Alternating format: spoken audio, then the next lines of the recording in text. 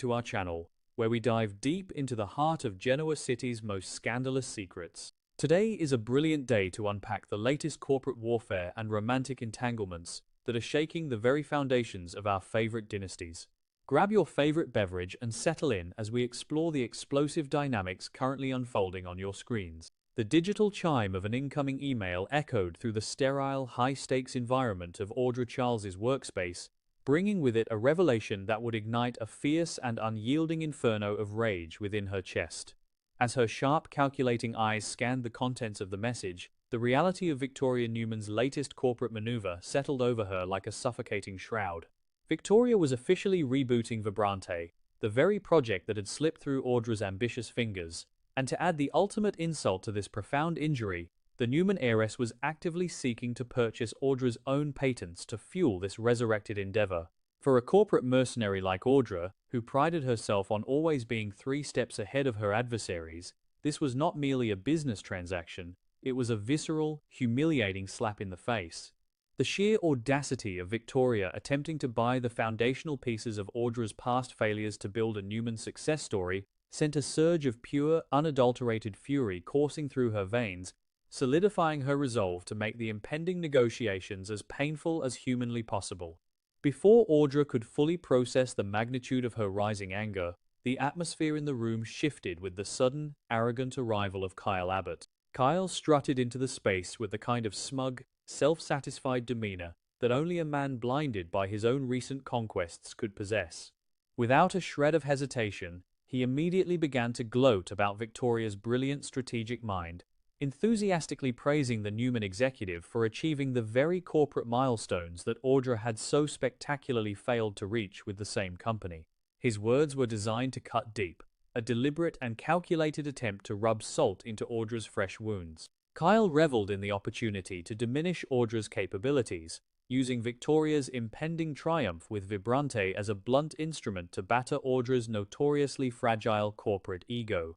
He painted Victoria as a visionary savior of the brand, completely dismissing the groundwork Audra had laid and the blood, sweat, and tears she had poured into her own past endeavors. Audra, however, was far too observant to simply absorb Kyle's taunts without dissecting the bizarre underlying psychology of his sudden allegiance. Narrowing her eyes, she launched a surgical counterattack, openly questioning exactly when Kyle Abbott had become the president of the Victoria Newman fan club. She pointedly reminded him of the decades of toxic, blood-soaked history between the Abbott and Newman families, expressing profound bewilderment at his sudden, passionate defense of any member of the Newman dynasty, let alone the ruthless Victoria.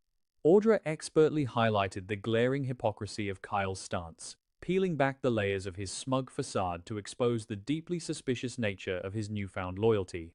She knew Kyle intimately enough to recognize that his enthusiastic championing of Victoria was entirely out of character, a glaring anomaly that practically screamed of hidden agendas and secret alliances. Caught entirely off guard by Audra's razor-sharp intuition, Kyle experienced a sudden internal spike of pure panic.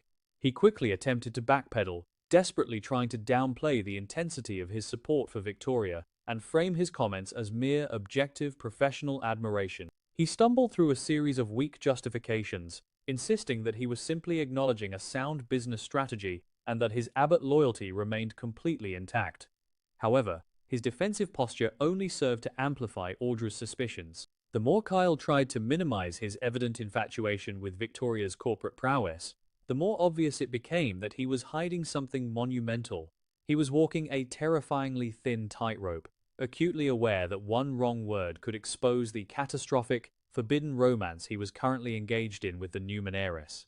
The tension between the two former lovers escalated into a bitter, rapid-fire argument, the air crackling with unresolved animosity and the heavy weight of unspoken secrets. They traded vicious verbal blows, each attempting to assert dominance in a power struggle that extended far beyond the fate of the Vibrante patents. Audra utilized every ounce of her cunning to back Kyle into a corner, while Kyle fought desperately to maintain his fragile cover story. Their voices rose in a chaotic symphony of accusations and deflections, completely consuming the space with their toxic dynamic. They were so deeply entrenched in their fierce battle of wills that they remained entirely oblivious to the shifting currents around them, entirely focused on tearing each other down in a desperate bid for supremacy. The chaotic argument was abruptly severed by the commanding, icy entrance of Victoria Newman herself.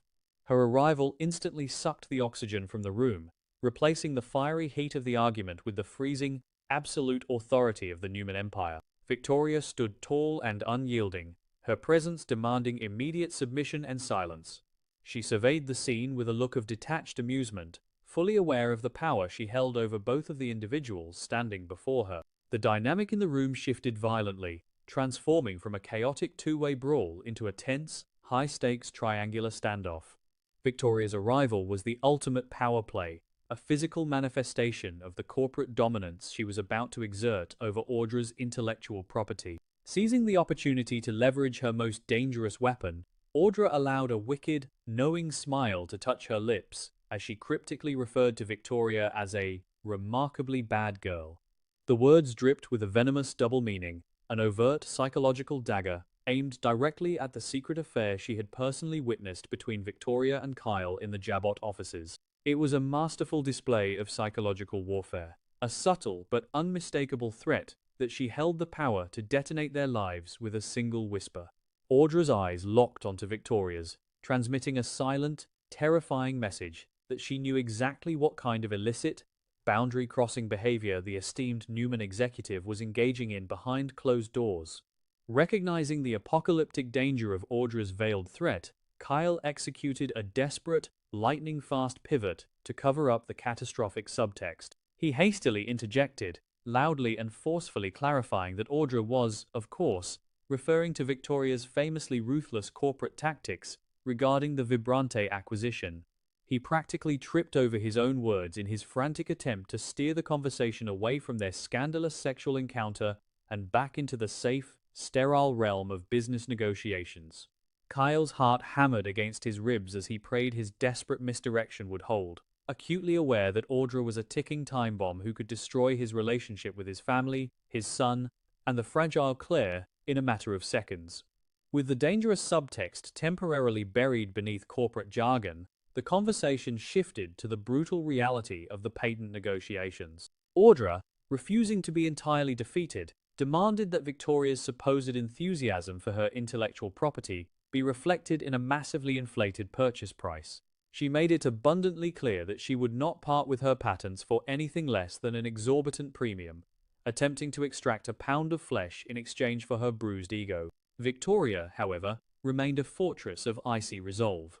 She stared Audra down with unwavering confidence, firmly insisting that the compensation would be entirely fair and aligned with market value, refusing to be extorted by a woman she viewed as a minor corporate nuisance. Realizing that she lacked the leverage to win a direct financial war against the limitless resources of Newman Enterprises, Audra strategically yielded, accepting the inevitability of the sale. However, she could not resist delivering one final venomous parting shot. As she prepared to make her exit, Audra cheerfully announced that she was eagerly looking forward to covering the inevitable, spectacular collapse of the rebooted Vibrante brand on the Spectra Charles Media Network.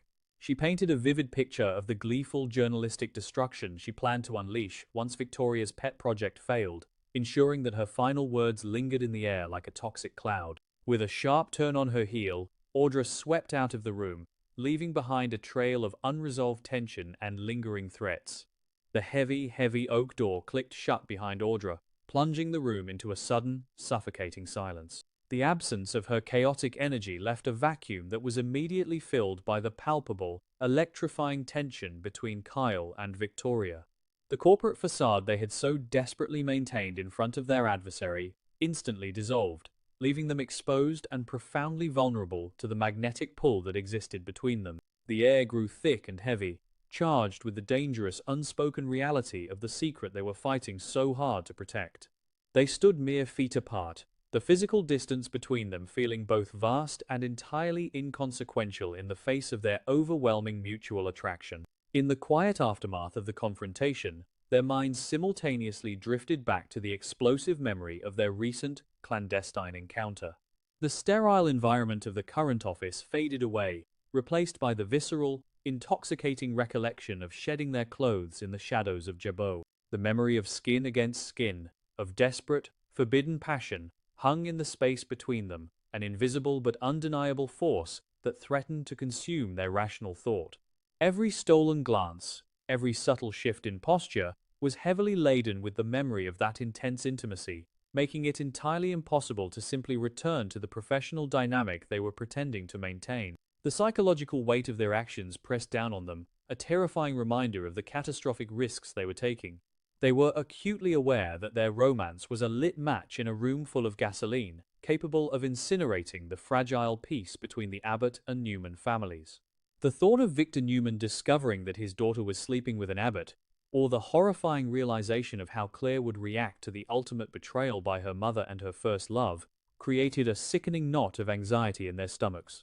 Yet, despite the apocalyptic dangers that surrounded them, the gravitational pull of their desire remained impossibly strong, a reckless addiction that defied all logic and self-preservation. As they stood in the heavy silence, the reality of Audra's leverage became a terrifying specter looming over their future. They realized with chilling clarity that their fate was currently resting in the hands of a ruthless corporate mercenary who would not hesitate to use their secret for her own personal gain. The thrill of their forbidden romance was now permanently tainted by the cold, hard dread of impending exposure. They were trapped in a labyrinth of their own making, bound together by a passionate mistake that had the power to destroy everything they held dear. The episode draws to a close on their conflicted faces, their eyes locked in a silent, desperate conversation, bracing for the inevitable explosion that is destined to tear their entire world apart.